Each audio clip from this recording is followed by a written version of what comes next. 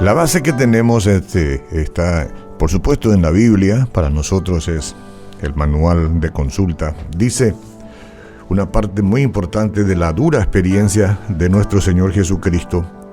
Vino luego a sus discípulos, Él, y los llamó, los encontró durmiendo, y le dijo a Pedro: así que no habéis podido velar conmigo una hora. Y se durmieron. Efectivamente, eso pasó.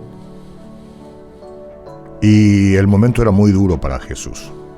Muy duro. No olvidemos que Él era totalmente Dios y totalmente hombre, ¿no? Entonces, la parte humana es lo que en ese mismo momento estaba empezando a temblar, ¿no? Como cualquier ser humano.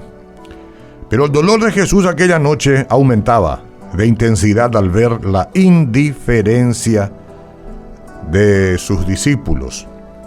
Ellos ni siquiera podían ayudarlo a orar.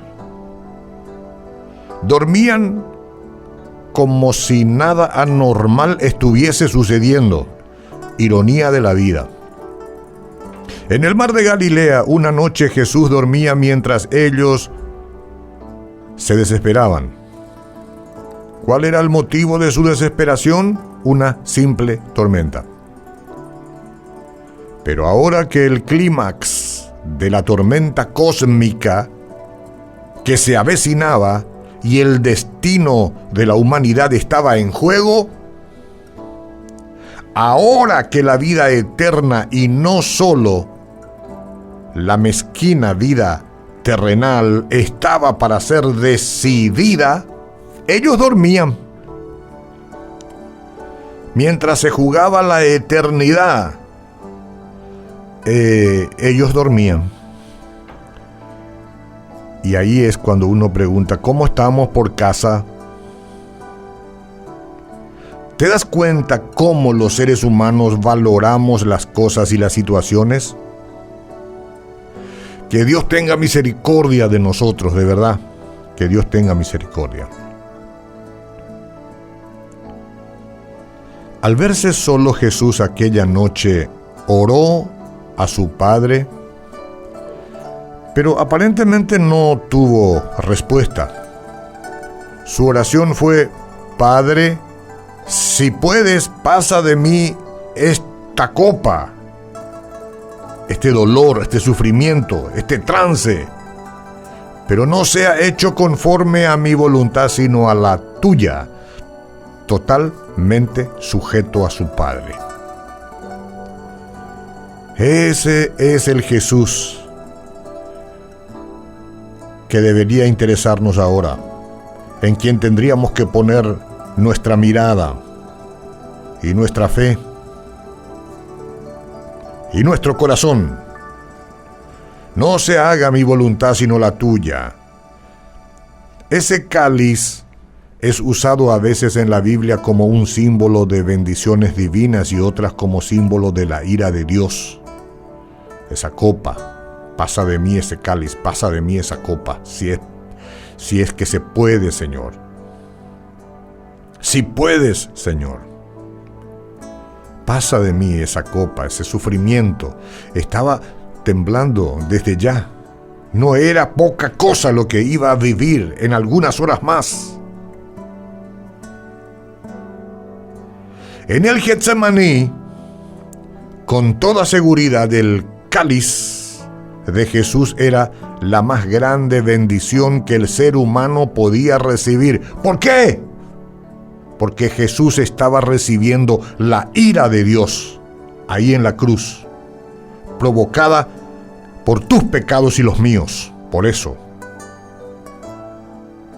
estaba ocupando nuestro lugar.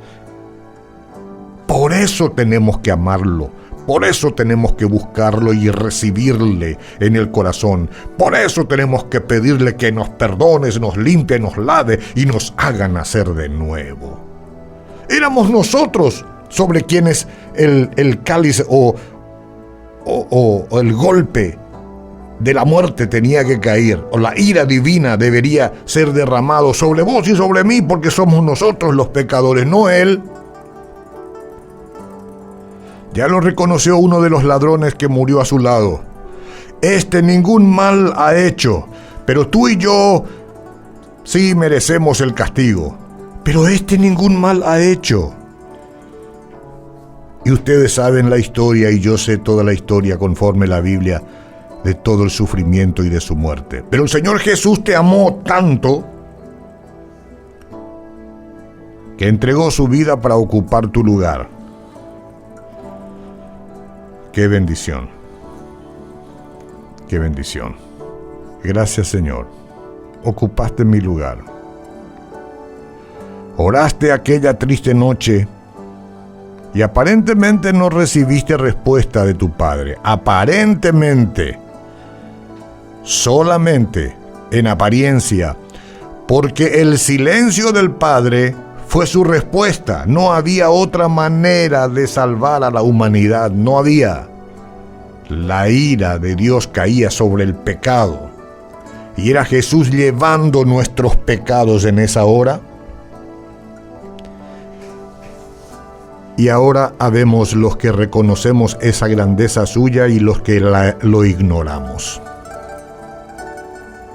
No había otra salida, En aquel momento, en las manos de Jesús estuvo nuestro destino.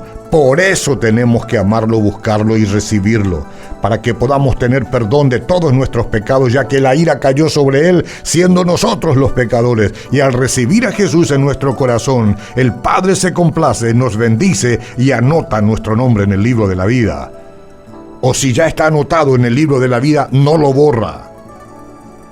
Dependía de Jesús, aleluya. Ay, si quisiese podría retornar al cielo